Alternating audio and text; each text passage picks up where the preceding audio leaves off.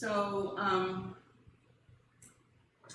for the last 2 weeks, we've been talking about in the flow of life. And we've been learning some of the ways that we can live our life to be in that flow and why it's important for us to flow as life flows. So when I was thinking about this talk today, I had to think about that today would be Halloween. Today is the 31st of October, and I was trying to think back on when I had a last Sunday service on Halloween, which would have been 7 years ago, I guess. But anyway, I wanted to bring that up because it does have a bit of a connection to in the flow of life, but it also has a history, a religious history, and I thought that I would just kind of bring that up. It's kind of interesting because Halloween was celebrated over 2,000 years ago for the first time. It was originally a religious festival, and the ancient Celtics were the ones who created this festival, this celebration. And they called it and I'm probably not going to say this right because I have no idea how you really say it, but it's the festival was called the Festival of the Samhain, and it marked the end of the old year and the beginning of a new year. It was also the beginning of their winter time, and they had this special festival because in the winter time, 2,000 years ago, is when a lot of people died. They died in the winter. They didn't have any way to stay warm. And of course we know viruses and things, I guess, proliferate in the winter. And so this was their beginning of winter, their end of summer, and it was a celebration of those who had died before them. And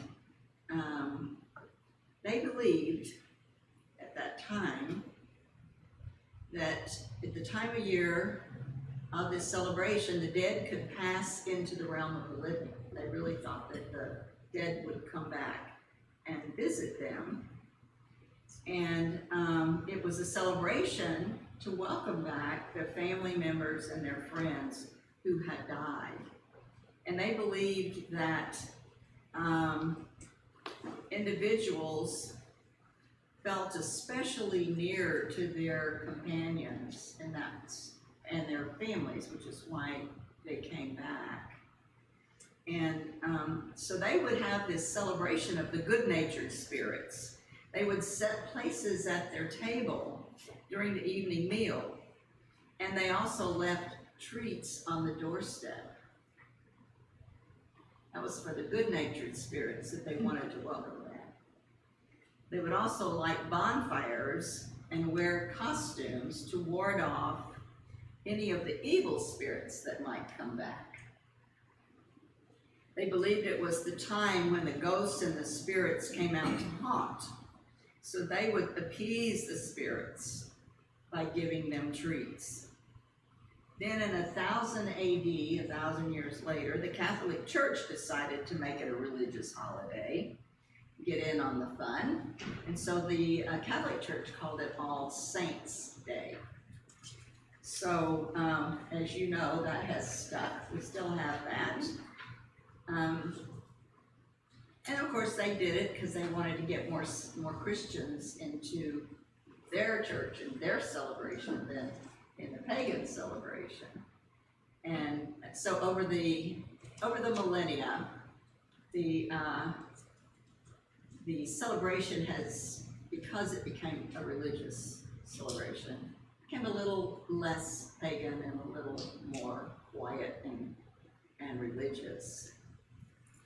The church guided it toward being more about family events and traditions of honoring the dead relatives and families, as well as having some fun for the children. And of course we know now it's a worldwide event.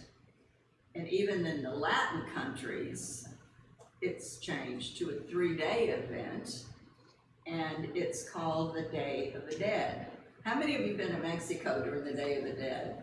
If you haven't, you should make it a trip sometime. It's amazing. It's really I didn't even know. I just was there one time by accident, and oh my gosh, it was wild and crazy for 3 days. El Dia de los Muertos.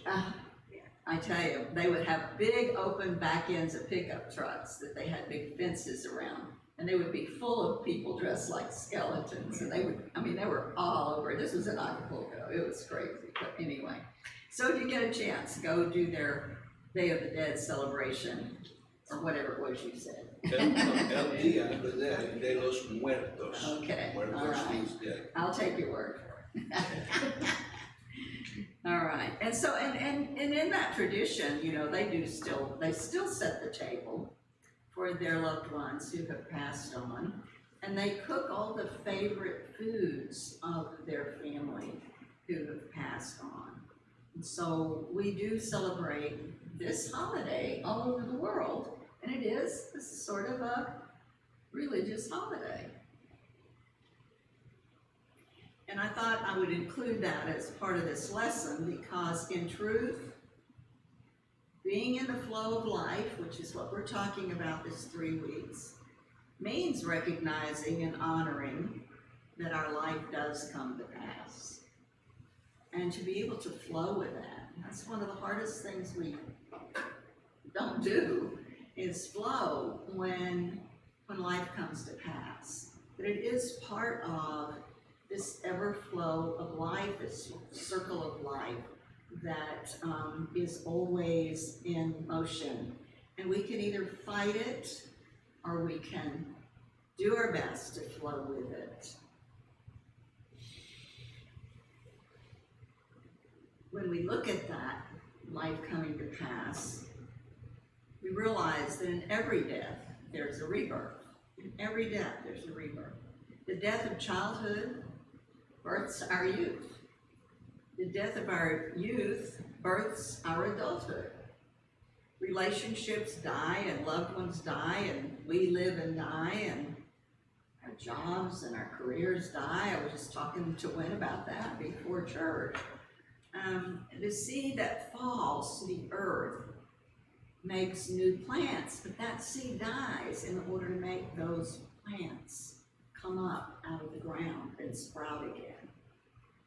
All of the seasons, all of life, all the phases of life die. And some of them come to a permanent ending. We don't believe we die just once. In Unity, we believe we have many lifetimes. I hope I have many lifetimes because I don't think I can get it all right in this one lifetime. That's a different story. So today, let's remember as we do this talk and as we go through our day and have this celebration, to remember to celebrate life and to also honor that flow of life that will inevitably flow and come to pass. Have some fun today with the little ones. Leave your lights on. Have some candy ready just in case they come, and enjoy today's celebration. Go with the flow, in other words. Go to this flow of this particular holiday. So in the last 2 weeks, what we've learned about the flow of life, and what I want to reiterate today, is that flow of life comes from within us out. Life doesn't flow to us, as we all think. It flows from us. The power that we've been given is given in us. We're born with it. It flows out. And because it is in us and flows out, we can make our life however good we want to make it. It's ours. And in the grand overall design of life, if you've been here and you heard me talk, you know that the grand overall design And the acronym for Grand Overall Design is GOD. So when I think of the Grand Overall Design, I think of the acronym GOD, because that is, whatever it is that we don't really understand, is a life that we can see all around us, that the GOD, the Grand Old Design, creates for us to have a good life. It's designed for our good. Our job is to be aware of that and to trust that. See, if we don't be aware that life is meant to be good, and we don't trust that life is meant to be good, we'll block our own good. Because there'll be an element of fear in there that doesn't believe that. So today I want to look at two other areas of our life where we're being conscious of that flow, and being conscious that that flow is biased toward making our lives better. That's the whole thing I want to emphasize. The flow of life is to make our lives better. And that is the mindset that we want to have, whatever is going on in our lives. It can help us learn how to get our fears and our doubts out of the way. And when we get our fears and our doubts out of the way, then there's a clear path for good to flow in and out, in and out. It's a circular motion. It is the law, called the law of circulation. So in this third week of talking about the flow of life, I want to re-emphasize the practice so we can learn at even deeper levels, to count on the flow of life, and to live from the flow of life, and to recognize that it is meant to be the key to our success. Remember, we learned last week that that's the power that's in us, and that from that power we draw for our own success. We're conscious of that law of circulation, and we practice it, and we learn that the power is within us, and that it's born within us. And when we can do that, to the degree that we can do that, it allows us to face all of life with adventure and enthusiasm. First, we have to become conscious of that truth, that life is in our favor, bias in our favor, and life is meant to be good. And that's not evident sometimes in the appearance of the world. So we have to just keep remembering that that is the truth. It's the truth of the presence of the one power. And that one power and the presence of that one power is within us all. It is already there. It's at work everywhere in the universe, including us. And it's there in us all the time. Interestingly, we had, we sang the song, Surely the Presence. And then I had a discussion with one of my friends this week about what does the presence mean? What does that really mean? And then I got my new daily word, which they're on the back table as you leave. Feel free to get a new daily word for the November, December 2 months. We ask for a $5 gift, but if you don't have it, just take a daily word. We would love for you to have it. But the theme of the daily word for November, December is presence. Presence. So when we say surely the presence of the Lord is in this place, then we ask ourselves, what does Lord mean? Well, God was not called Lord until the Old English translation was translated into the Bible.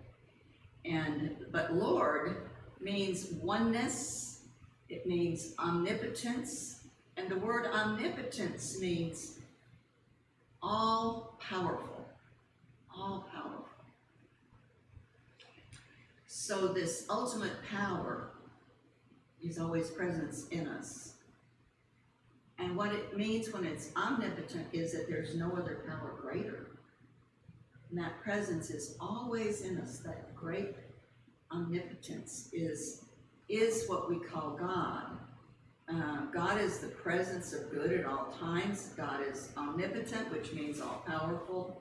God is omniscient, which means all knowing. And God is omnipresent, which means God is everywhere present at all times. Grand overall design, present everywhere and in all good things. And we say that in unity. We say there's but one presence and one power in this church, in our lives, and in the universe.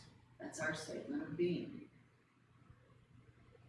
And the emphasis that I've wanted to make in the last 2 weeks, and I want to make today, is that power is not distant and far off. It's not out here, up here somewhere. It's here at all times. That presence, that power is in us and through us and flows in and through and out from us and back. It's everywhere.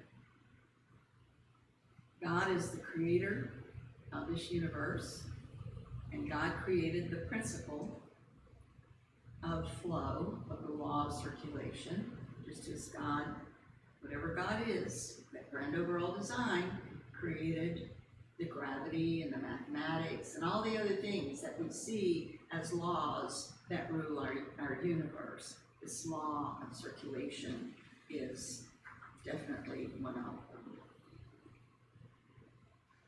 So that all power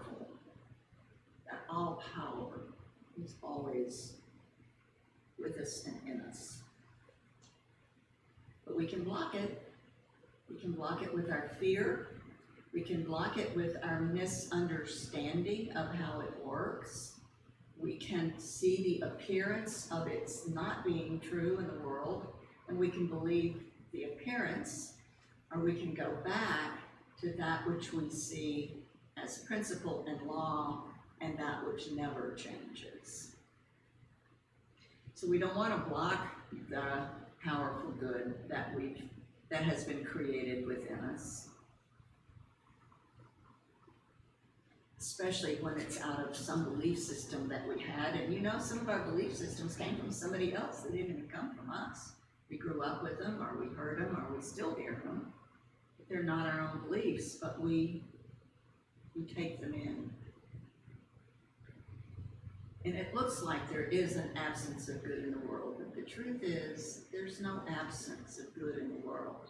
There's an absence of our seeing it. There's an absence of our being able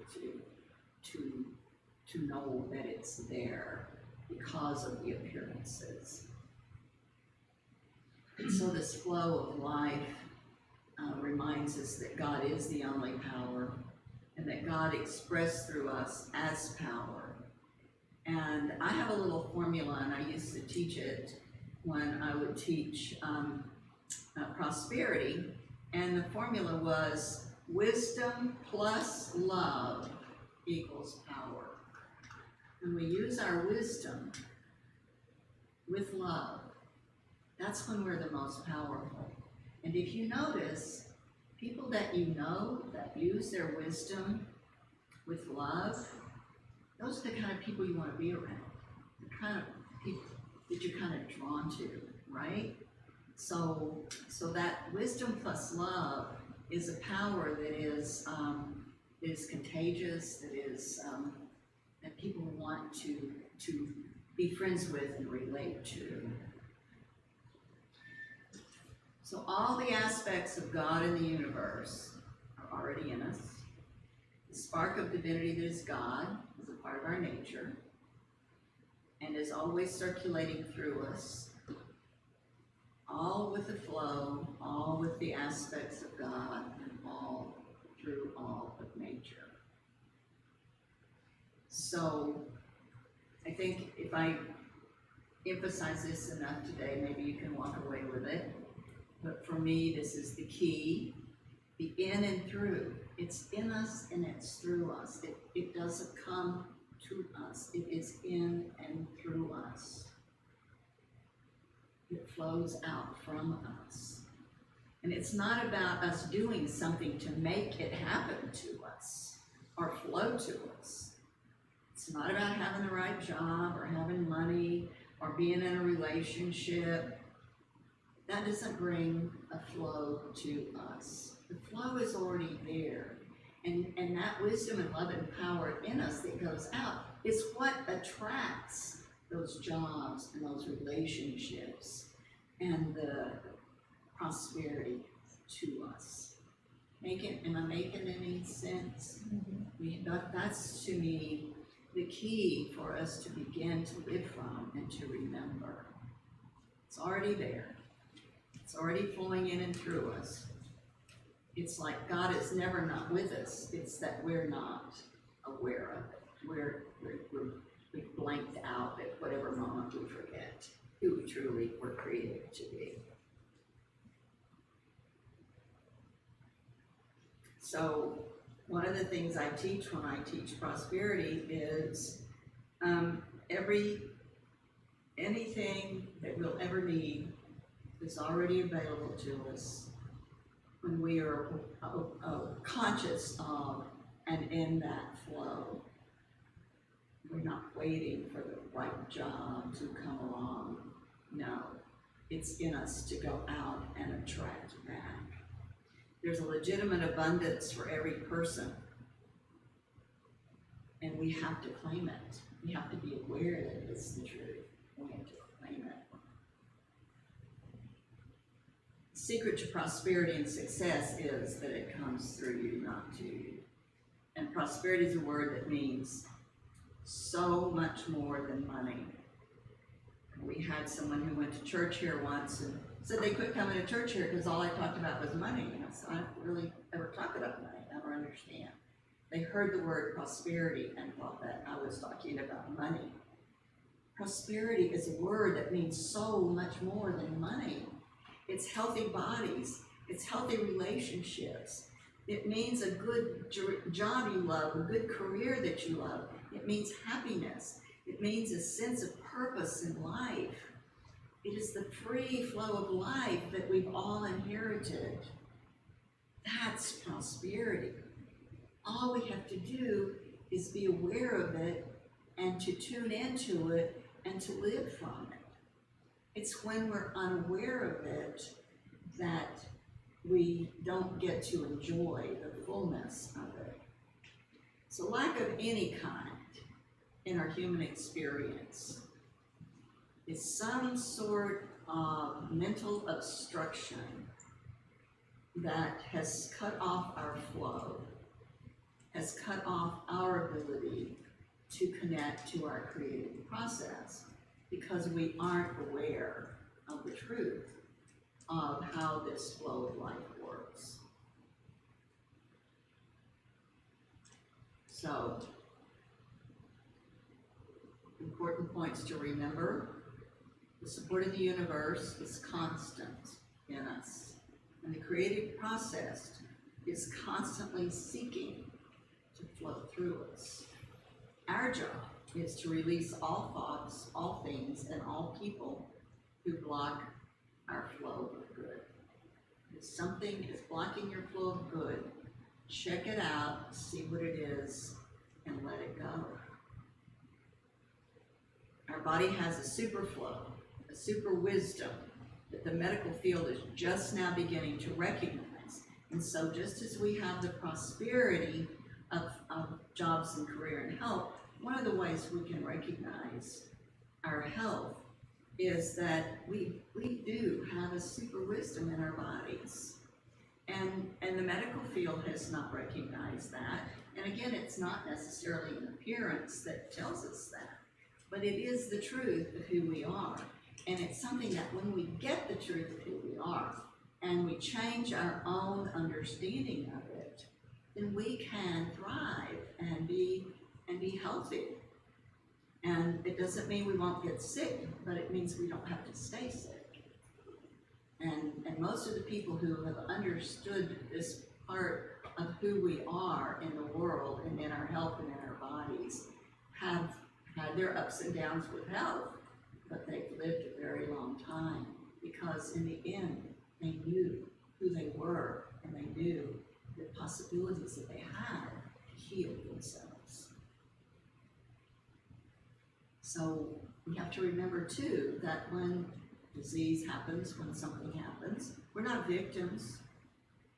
We have power over it. We have the thought over it that doctors are now beginning to realize and are really beginning to honor in people that not only do we have the power to overcome any kind of an illness if we understand how our mind works and how this flow of good works. And doctors are now saying, I think this doctor was, I believe he was at Stanford University, but he said that we're beginning to believe that many, and to realize that many viruses in our body never cause illness, because many of those illnesses are actually healed before we ever know we've had them. And I had a doctor tell me that years ago, that our bodies are full of viruses at all times. It's only when we get run down, it's only when we are not in that place of knowing how to take care of ourselves or knowing that it's a possibility for us to heal ourselves, that those kinds of things sometimes take over. So this super wisdom this medical field speaks of is also one of those ways that life is biased in our favor. I know you've heard me tell this, I've told it before, but the perfect example is the tree mold. You go out and there's tree mold all over down here on our oak trees. Cut away half of a piece of tree mold and get rid of it. And the next day, it'll be back because overnight the tree mold has healed itself. So if tree mold can heal itself, we can too. That's what I always tell myself. The more we learn and practice that, the more we understand about it, the more that we understand and know all of the ways that we have power within us. Jesus said the kingdom of heaven is within us, that we begin to realize that we truly are powerful human beings. And it doesn't always appear that way, it doesn't always feel that way, but the truth is, that is the truth of who we are. So we can get into fear, I get into fear, we're all still human, we're all still working on it. But we have to just remember and notice when we're in fear and remind ourselves, my fear blocks my good.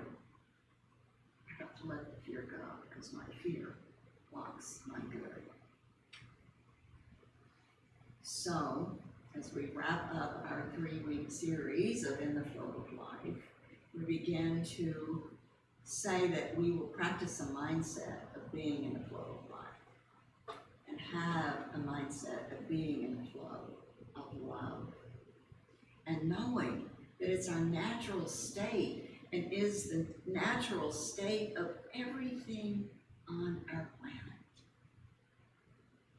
So we can begin to know that affluence is ours. It's already flowing through us. We just have to claim it. That we are a child of this universe, a universe that loves us.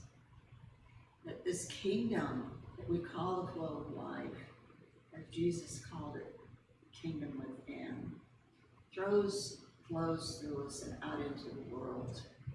And to remind ourselves, it's our inheritance. It's our inheritance. Isn't that cool? I love to think of it that way. And so, each and every one of us has within us the creative process. And so claim it for yourself. Claim that inheritance of who you are. And claim it with joy and gratitude. Sometimes if you do something for, like they say, 21 days, you just say these things for 21 days and then you've changed your mind. So I think that one would be a good one to do, just to remind ourselves that we're in a flow of life that is in our favor. It is It is our inheritance. So if you flow as life flows, no fear, no blocks, no misbeliefs from old erroneous beliefs, and just trust that the universe blesses us by being biased in our favor at all times. Just remind ourselves of that when it doesn't necessarily appear that way. And as Plotinus said in 240 AD, we will need no other power. So let's take that now into a bit of meditation and just think about what we've talked about here today and what we've talked about for the last 2 weeks. Just, you might want to lay things aside and take a deep breath and just allow yourself to be fully present to the energy in this room, to the spirit that moves in and through us at all times. And we can focus. We can often just feel that spirit as it moves through our bodies with every breath that we take. And we're reminded that our breath is the spirit, and that the ancient people called the breath spirit. Words were one and the same. So just breathe that in now. With every breath you breathe in, just remind yourself. Breathing in that flow of life. You're breathing in that wonderful bias of life that wants all the good. And just breathe it in and feel it moving through your body.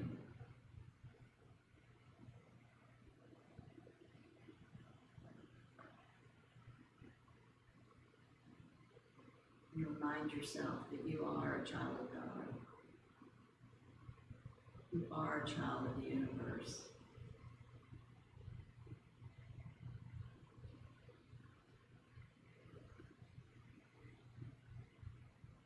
And that each and every time we remember it and remind ourselves of it, we claim it one more time.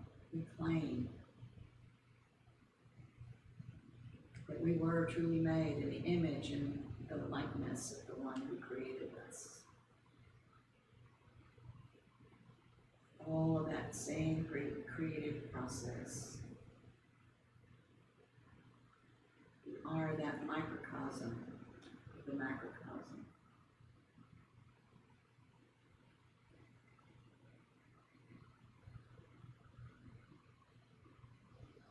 And in this moment, in this meditation, I would invite you to bring your full attention to noticing an energy of the presence. That presence, it's all around us at all times. As our song says, surely the presence of the Lord is in this place. The omnipotence, power, the love, the wisdom is all around us at all times.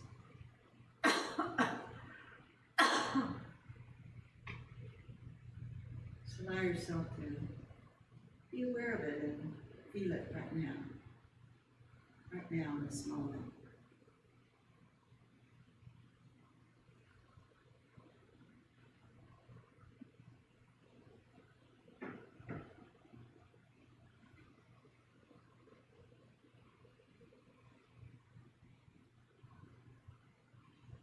Presence is everywhere.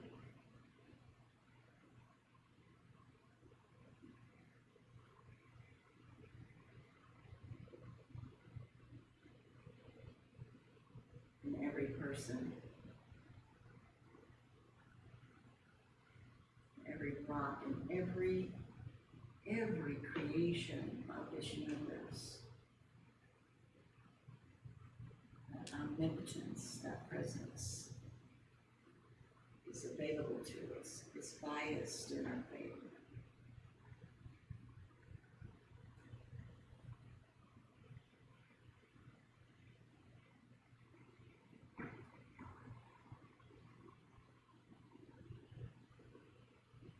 take this truth of universal flow with you today.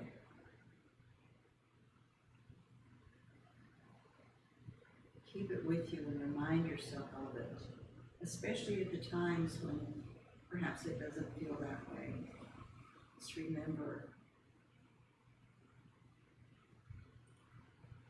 when you are in that flow, you are all powerful.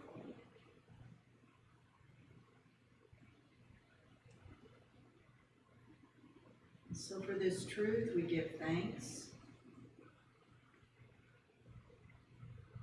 for this day, for each other, for this beautiful church, this beautiful town. We give thanks, and we move through this day with joy and gratitude and love. And so it is.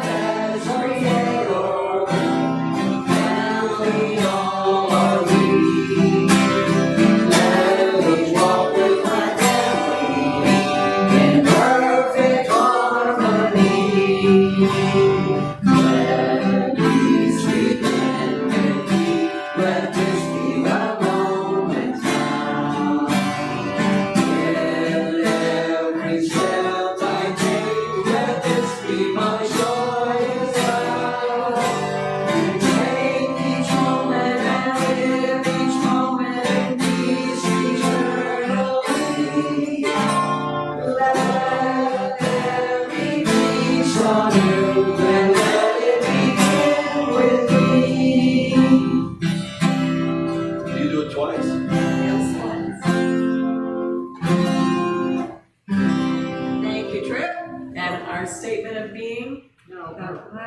Prayer protection, thank you. The light of God surrounds us. The love of God enfolds us. The power of God protects us. The presence of God watches over us. Wherever we are, God is, and all is well.